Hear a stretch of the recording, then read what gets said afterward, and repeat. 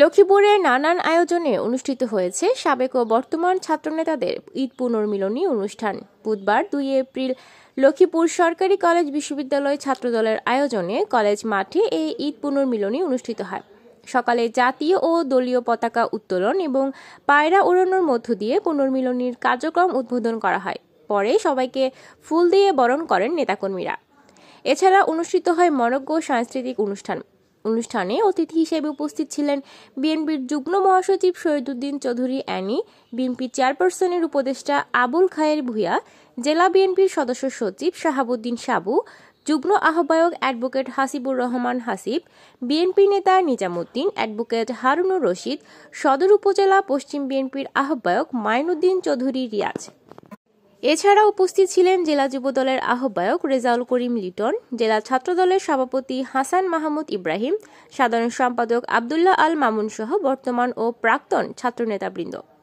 অনুষ্ঠানে সভাপতি করেন লক্ষ্মীপুর সরকারি বিশ্ববিদ্যালয় কলেজ ছাত্রদলের আহ্বায়ক হাসিবুর রহমান অভি ও সঞ্চালনা করেন সদস্য সচিব মাইনুল হাসান শাওন। আজকে একটা আনন্দঘন পরিবেশে এই যে আমাদের মধ্যে যে একটা নতুন সম্পর্ক, দীর্ঘদিনের যে সম্পর্কটা ছিল বর্তমান ছাত্রদলের সঙ্গে, যে একটা আন্তরিকতা, এটা অনেকাংশে বৃদ্ধি পেয়েছে। এটাকে ধরে রাখাই হলো বর্তমান ছাত্রদল এবং ভবিষ্যতে যারা ছাত্রদলে আসবে তাদের জন্য একটা বড় দায়িত্ব এবং অনুকরণীয়। আমি আজকের এই অনুষ্ঠানে আনন্দমুখর একটা যে পরিবেশ সৃষ্টি হয়েছে, এই পরিবেশটা যেন ধরে রাখতে পারি, তারাও যেন ধরে রাখতে পারে, এই চেষ্টাটুকু তারা করবেন এবং করার মধ্য দিয়ে বাংলাদেশে বর্তমানে যে একটা গভীর চক্রান্ত চলছে, গণতন্ত্রকে নস্যাৎ করে দেওয়া, ভোটের অধিকারটা যেন প্রতিষ্ঠিত না হতে পারে, এই যে চক্রান্ত, এই যে ষড়যন্ত্র, এই যে বিএনপির বিরুদ্ধে অপপ্রচার,